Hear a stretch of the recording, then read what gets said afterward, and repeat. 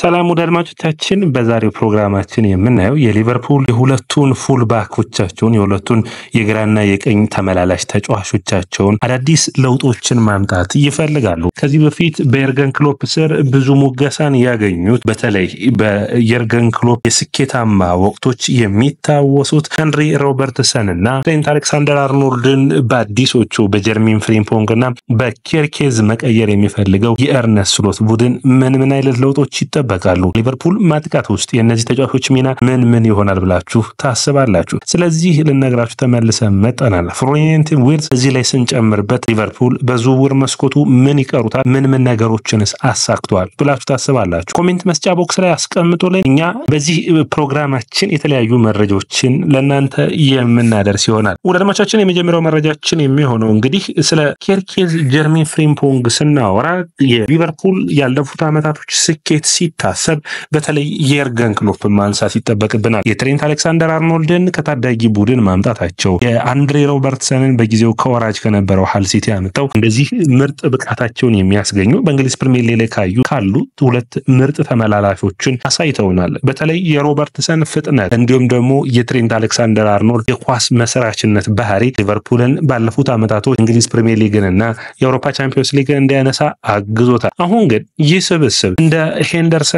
ፋቢኒዮ ሁሉ አሁን ደግሞ ለውጦችን የሚፈልግበት ጊዜ ያለ ይመስላል። አንደኛው እንግዲህ ሊቨርፑሎች እንዲቆይ ቢፈልጉም ትሬንት አሌክሳንደር አርኖልድ ወደ ሪያል ማድሪድ ያደረገው ጉዞ ነው። ሁለተኛው የሚሆነው አንድሬ ሮበርትሰን ወደ አትሌቲኮ ማድሪድ የመሄድ ፍላጎት ነው። ይህ ሲባል እንግዲህ በሚቀጥለው ውድድር ዓመት በሊቨርፑል ቤት የኬርኬዝንና የጀርሚን ፍሪምፖንግ እንግዲህ ሁለቱን ተጫዋቾች በቀኝና በግራ የምናይበት እድል ይኖራል። ጀርሚን ፍሪምፖንግ ይህ የባየር ሊቨርኩሰን ተጫዋች በተለይ በማንቸስተር ሲቲ ታዳጊ ማዕከል በሴልቲክ እንዲሁም ደግሞ በባየር ሊቨርኩሰን ራሱን በድንቅ ብቃት ያሳየ ተጫዋች ነው። ይህ ተጫዋች ትሬንት አሌክሳንደር አርኖልድን ሊተካ አይደለም የመጣው። ምክንያቱም ባጫወት ስታይላቸው ሁለቱም በጣም ብዙ ልዩነቶች አሏቸው። ከዛ ይልቅ የራሱን የሆነ የተለየ ብቃቱን እንዲያሳይ ነው። በተለይ መስመሮችን ጠብቆ በመጫወት በማጥቃቱ ረገድ ኦቨርላፕ በማድረግ በጣም የሚመሰገን ተጫዋች ነው። በፍጥነቱ ረገድ በእንግሊዝ ፕሪሚየር ሊግ ካሉ ምርጥ ፈጣን ተጫዋቾች ውስጥ አንዱ የሚሆን ይሆናል። ሌላኛው ሚሎስ ኬርኬዝ የሚባለው ሃንጋሪ ተጫዋች ነው። ይህ የ21 ዓመት የግራ ተመላላሽ በጣም ጥሩ የሆኑ ክህሎቶች አሉት። አንደኛ በእንግሊዝ ፕሪሚየር ሊግ ባለፉት 2 ዓመታት ጥሩ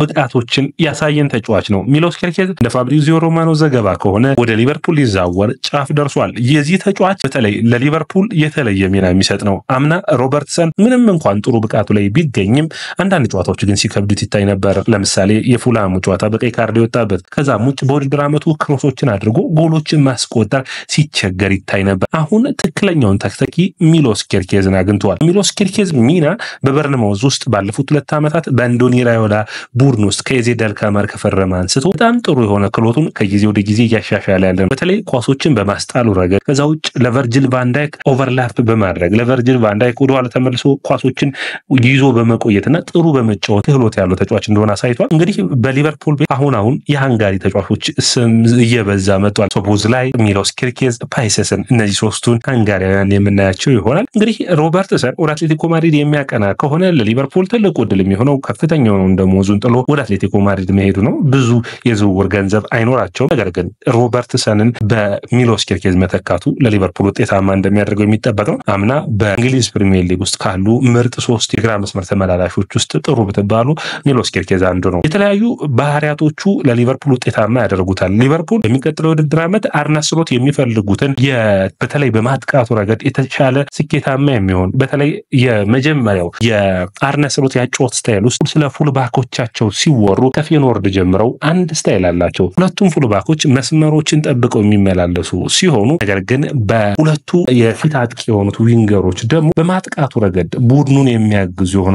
ያ ማለት ለሳላህ እንዲሁም ደግሞ ለጋክፖ ኢንቨርትድ ዊንገርነታቸው ሚናቸውን በሚገባ ሲሰሩ የምናይበት እድል ሰፊ ይሆናል። እዚህ ቡድን ውስጥ የትሬንት አሌክሳንደር አርኖልድ መልቀቅ ለሳላህ እንዲሁም ለማጥቃት ተክሉ ማጥቃቱን የሚያስጀምረው ብዙ ጊዜ እድሎችን ለመፍጠር የሚሞክረው ትሬንት አሌክሳንደር አርኖልድ ነበር። አሁን ሊቨርፑል 116 ሚሊዮን ፓውንድ ያወጣበት አዲስ ተጫዋች ሊቨርፑል ቤት ደርሷል። ያም ደግሞ ማን ነው ብትሉኝ ፍሎሪያን ዊርትዝ ነው። የፍሎሪያን ዊርትዝ መምጣት ሊቨርፑልን የማጥቃቱን ክፍል ስኬታማ ያደርገዋል። በተለይ በሃፍ ስፔሱ በኩል ሹቶችን ለማድረግ እድሎችን ለመፍጠር በኋላ የሚነሱ ኳሶችን ማገዝ የሚችል ነው። የሊቨርፑል የአማካይ መስመር ማካሊስተር፣ በሪያን ግራቨንበርግ እንዲሁም ደግሞ በሶቦዝ ላይ የተሻለ ሚናን የሚጫወት ቡድን እንዲሁም ደግሞ አንዳንድ ጊዜም እየተቀየረ የገባ ጥሩ ብቃትን የሚያሳዩት የሃርቪ ኤሊየት እና እንዲሁም ደግሞ ደግሞ የከርቲስ ጆንስ ሚና መዘንጋት የለበትም። አሁን እነዚህ ተጫዋቾች ላይ ግን አዲስ ከነዚህ ተጫዋቾች የተለየ የሆነ ተጫዋች ተጨምሯል። ፍሎሪያን ዊርትዝ ድሎችን መፍጠር፣ ድሪብሎችን ማድረግ፣ በሁለቱ መስመሮች ውስጥ ወጥቶ የተለየ ብቃትን ማሳየት ይጠበቃል። በሚቀጥለው ውድድር ዓመት ሊቨርፑል ኳሱን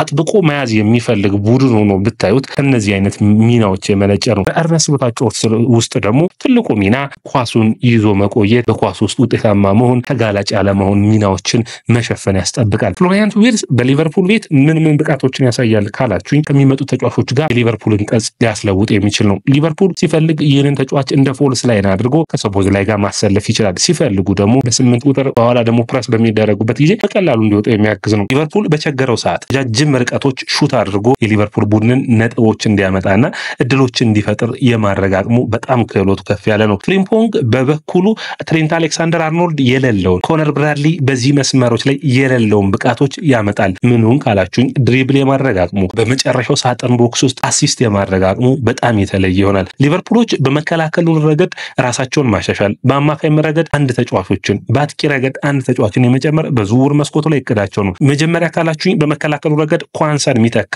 ኳንሳን የሚለቅ ከሆነ ኳንሳን የማይለቅም ከሆነ ግን ሊቨርፑሎች ለሚቀጥለው ውድድር ዓመቶች የሚያስፈልግ ትክክለኛ የመሃል ተከላካይ ያስፈልጋቸዋል። በአማካኙ ረገድ ሪያን ግራቨንበርግን መፎካከር የሚችል ዋተር ኤንዶ እንዳለ ሆኖ መጨመር የሚቻል ነው። በኤንዶ ግን የሚቀጠል ይሆናል። ምክንያቱም ማካሊስተር ይህንን ቦታ መሸፈን የሚችል ነው። ጥሩ ፐርፎርማንስ ሊያሳይ ይችላል። ከርቲስ ጆንስ አለ እዚህ ስብስብ ውስጥ። ሌላኛው ሊቨርፑል የሚጠበቀው የአጥቂ ዝውውር ጉዳይ ነው። በአጥቂ ዝውውር ጉዳይ አሌክሳንደር ኢዛክን በዝውውር መስኮቱ ላይ ለማስፈር የሚፈልጉ ነበር። ነገር ግን የዋጋው ጉዳይ አስቸጋሪ ነው። ሁጎ ኢኪቲኬን፣ ዳርዊን ኑኔዝን የሚለቁ ከሆነ ለማምጣት ጥረቶችን እያደረጉ ነው። አዲሱ ሊቨርፑል ግን በአስፈሪ ሁኔታ እየተገነባ እንዳለ ያስተዋላችሁ ነው የምትገኙት። በተለይ የአርነ ስሎት የኤፍኤስጂ ፌንዌይ ስፖርቲንግ ግሩፕ ራሳቸውን ለመለወጥ የሞከሩበት ዝውውር መስኮቱ ነው ይታየኛል። በተለይ ዝውውሮችን ቅድሚያ መጨረሳቸው፣ በክለቦች የዓለም ዋንጫ ላይ ቡድኑ አለመሳተፉ፣ እነዚህ ሁሉ ተጫዋቾች እረፍትን አግኝተው የሚቀጥለው ውድድር ዓመት በአዲስ ጉልበት እንደሚመጡ የሚጠበቅ ነው የሚሆነው። ሊቨርፑል ማጥቃቱን ስታስቡ ምን ነገሮችን ይታሰባቸዋል ብላችሁ ካሰባችሁ ሊቨርፑል በዘንድሮ ውድድር ዓመት በዲፕ ብሎክ የሚጫወቱ ቡድኖች ሲቸግረው ይታይ ነበር። አሁን እንደ ፍሎሪያን ዊርትዝ እና እንደ ኬርኬዝና እንዲሁም ደግሞ ጀርሚ ፍሪምፖንግ በተለይ በመከላከሉ ረገድ የተጫዋች ደካማ ነው ብላችሁ ሊተች የሚችል ነው። በማጥቃቱ ረገድ ግን አርኖልድ የሌለውን ጥሩ ፐርፎርማንስ የሚያሳይ ነው። ኮነር ብራድሊ ይህ አየርላንዳዊ ምንም እንኳን ጉዳት ካልደረሰበት በውድድር ዓመቱ በጣም ምርጥ ከሚባሉ የቀይ መስመር ተመላላሾች ውስጥ አንዱ ነው የሚያገለግል ነው የሚሆነው። ስለዚህ ሊቨርፑል ያላቸውን ጥንካሬ ማስቀጠል የሚያስፈልግ ነው። ያምናውን የፕሪሚየር ሊግ አሸናፊነታቸውን ማስቀጠል የሚጠበቅባቸው ይሆናል። የሳላ በጥሩ ብቃት መመለስ፣ በጥሩ ፐርፎርማንስ መምጣት የሚጠበቅ ነው የሚሆነው። ከዛ ውጭ እንግዲህ በተለይ በሮበርትሰን በኩል ደካማ የነበሩ ኳስ የማሻማት ብቃት በእነዚህ ሁኔታዎች አድገው የሚመጡ ነው የሚሆነው። ኦልሞስት ወደ 4 ኳሶች በ90 ደቂቃ ውስጥ ሚሎስ ኬርኬዝ ኳሶችን ማሻማት የሚችል ነው። በአንድ ለአንድ ግንኙነት ላይ በመከላከሉ ረገድ ጥሩ ነው። የፖዚሽናል ስህተት ግን ሲሰራ ይታያል። እነዚህ የሚያሻሽል ይሆናል። በተለይ በአርነ ስሎት እንክብካቤ ጥሩ የተሻለ ብቃቱ ነው የሚሆኑት። የሮበርትሰን የሚለቅ ከሆነ ቡድኑን ሲሚካስ ቡድኑ ውስጥ የመቆየት እድል ይኖረዋል። የሲሚካስ ደግሞ ቡድኑ ውስጥ እንደ ቅመም ሆኖ ቡድኑን በሚገባ ማዋሃድ የሚችል አይነት ተጫዋች ነው። ሊቨርፑል በአጠቃላይ የተከላካይ መስመሩ የማጥቃት መስመሩ ጠንካራ እንዲሆን የነዚህ ተጫዋቾች ዝውውር ያስፈልገው ነበር። ያንን ቀድመው ሰርተዋል። በሚቀጥሉት የዝውውር መስኮቶች ላይ በዚሁም ዝውውር እስከሚቀጥለው እንግዲህ እስከሚጠናቀቅ እስከ መስከረም ወር ድረስ ማለት ነው የሚሰሩት ስራ ምንድነው ካላችሁኝ ተጫዋቾቹን ስኳድ ውስጥ ያሉትን አንዳንድ ተጫዋቾችን መልቀቅና እነሱ ቦታ የተሻለ ክህሎት ያለው ተጫዋችን ማምጣት ነው። ከዛም ውጭ ለሊቨርፑል ትልቁ ስራ የሚሆነው የሉዊስ ዲያዝን ተኪ የመፈለግ ጉዳይ ሊሆን ይችላል። ሉዊስ ዲያዝ የሚቀጥሉት ዓመታት የኮንትራቶቹ መጠናቀቂያ ነው የሚሆነው። ሌላኛው የኢብራሂሚ ኮናቴን ጉዳይ ማሻሻል ነው። የሁለቱን ኮንትራቶች ማሻሻል የሚችሉ ከሆነ እንደ ሳላህና እንዲሁም ደግሞ እንደ ቨርጂል ቫን ዳይክ አዳዲስ ኮንትራቶች የሚፈርሙ ከሆነ አዲስ ሊቨርፑልን እናይበት የምንችልበት እድል ይኖራል። ያለበለዚያ ካልሆነ ግን እነዚህን ተጫዋቾችን በፍጥነት ለቆ በእነሱ ቦታ አዲስ ተጫዋቾችን መተካት የሚጠበቅ ነው የሚሆነው። ሪቻርድ ሂውስ ተቀዳሚ ኃላፊነቱ እነዚህ ነጥቦች ይሆናሉ። ሰላም ውድ አድማጮቻችን፣ ይህ ያያ ስፖርት ነው። አዳዲስ የዝውውራዊ መረጃዎችን እንድታገኙ፣ አዳዲስ የእግር ኳስ ትንታኔዎችን እንድታገኙ ትክክለኛ ቦታ ነው። ላይክ፣ ሼር፣ ኮሜንት፣ ሰብስክራይብ ማድረጋችሁን አትርሱ።